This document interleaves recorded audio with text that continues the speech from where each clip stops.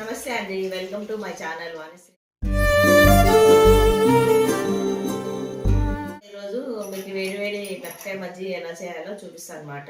Street style, restaurant స్టైల్లో మీకు బజ్జీ ఎలా చేయాలో చూపిస్తాను. ఓకేనా? ప్రాసెస్లోకి వెళ్ళిపోదాం రండి, చూపిస్తాను ఏమేమి కావాలి ఐటమ్స్. సో ఇవి పప్పులు అంటారు, పుట్నాలు అంటారు. కొంచెము జీలకర్ర, కొంచెం వాము, కొంచెం సాల్ట్, ఇవి 4 కలిపి పౌడర్ ఇలా చేసుకోవాలండి. ఇలాగ పౌడర్ చేసుకోవాలి ఈ 4 కలిపి స్టఫింగ్ కోసం అనమాట. సో తర్వాత మిర్చి ఇలా తీసేసి విత్తనాలు తీసేసేయాలి. తీసేసి దీంట్లో ఇది స్టఫింగ్ పెట్టుకోవాలి. జస్ట్ కొంచెం కొంచెం అండి, ఫ్లేవర్ కోసం అంతే.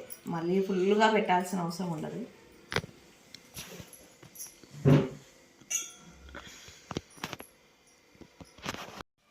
సో ఇలాగా స్టఫింగ్ చేసుకోవాలి గ్రైండ్ చేసుకున్న పౌడర్ని.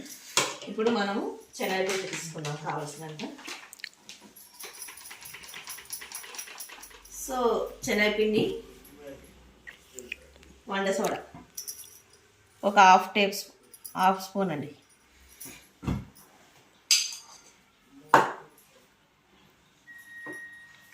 సాల్ట్ ఒక 2 to 3 టీ స్పూన్స్. కారం 1 స్పూన్. కావాలంటే వేసుకోవచ్చండి స్పైసీ కోసం. మేము కొంచెం కారం ఉండాలనేసి దీంట్లో కూడా యాడ్ చేసుకుంటాం. సో ఇవి బాగా మిక్స్ చేసేసుకొని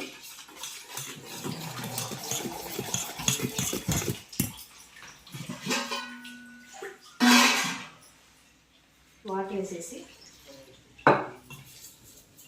మరీ గట్టిగా కాదు, మరీ పలసాగా కాదు, మీడియంలో కలుపుకోవాలి. చూపిస్తాను టెక్స్చర్.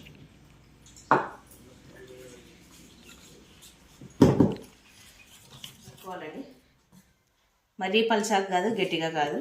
మనకి బజ్జీ మిర్చికి పట్టుకోవాలి. తీసుకున్నాం జారిపోకుండా. సో పిండి రెడీ అయిపోయింది. సో మనం ఆయిల్ హీట్ చేసేసి ఆయిల్ హీట్ ఎక్కిపోయింది. ఇప్పుడు ఒక్కొక్కటి వేసుకున్నాం. దీంట్లో మరి మిర్చి పౌడర్ వద్దనుకుంటే స్కిప్ చేసేయచ్చు. నేను అది వేయడం వల్ల నాకు కలర్ చేంజ్ అయిందనమాట. సో ఇలా ముంచేసి దీన్ని ఇలా అనాలండి. ఒక సైడ్ అనేసి ఇలా వేసుకోవాలి.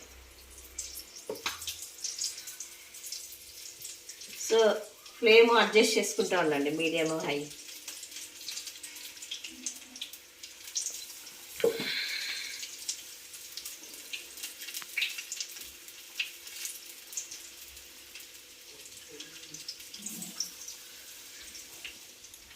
సో ఇలా ఫ్రై అవ్వాలన్నమాట మిర్చి. చూడండి ఎలా బాగా వచ్చాయి, చూడు క్రిస్పీగా.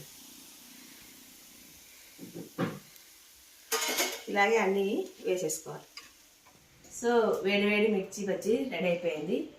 మీరు కూడా తప్పకుండా ట్రై చేసి ఎలా ఉందో నా కామెంట్ బాక్స్లో కామెంట్ చేయండి. Okay friends, bye.